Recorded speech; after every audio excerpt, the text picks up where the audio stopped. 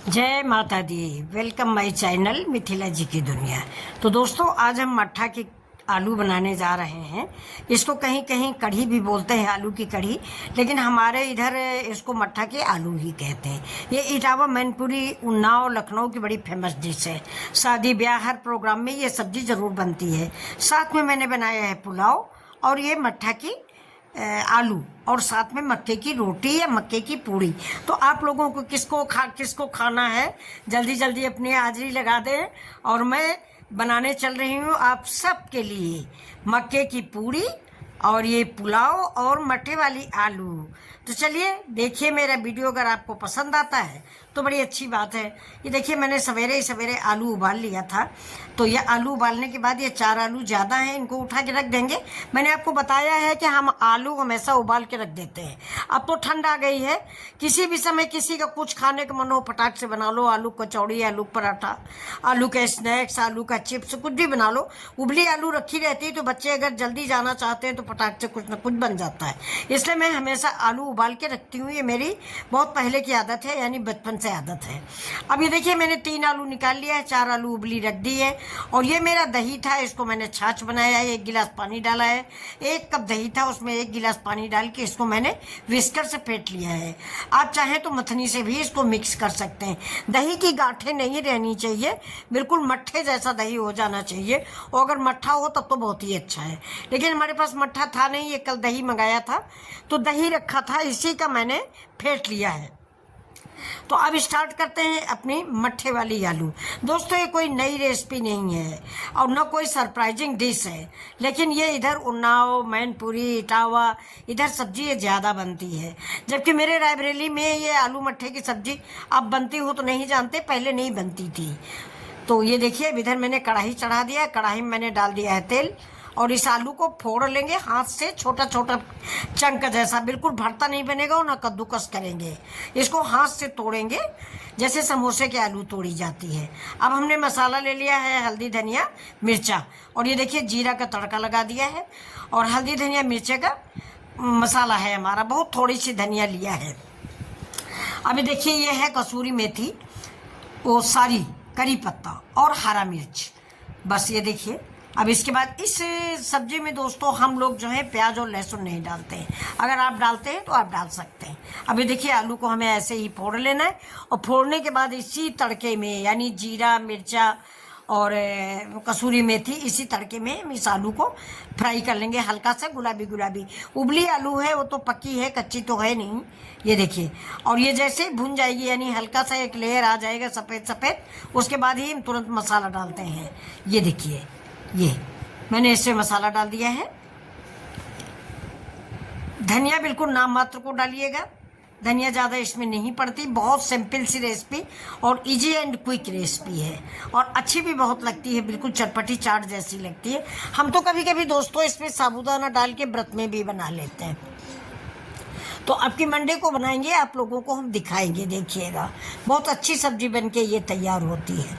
ये अब इसको हमने भून लिया है, जिससे हमारा जो हल्दी है ना वो कच्चा न रहे। अगर हल्दी कच्ची है तो मट्ठे में बहुत ख़राब लगेगी।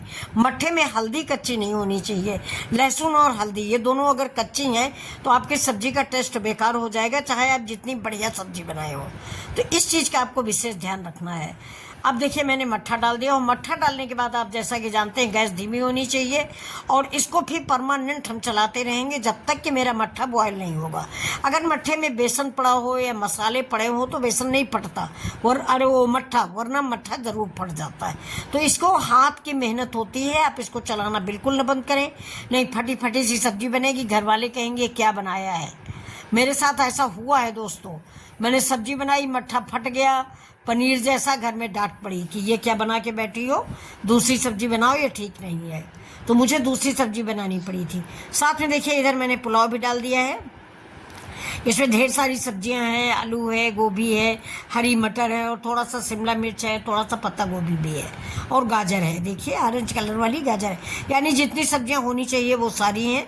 और बासमती चावल है ये, इसको आधा घंटा पहले भिगो दीजिए। तो ये बासमती चावल को आप आधा घंटा पहले भिगो दें तो बहुत बढ़िया चावल बड़ा बड़ा सा बन के निकलता है।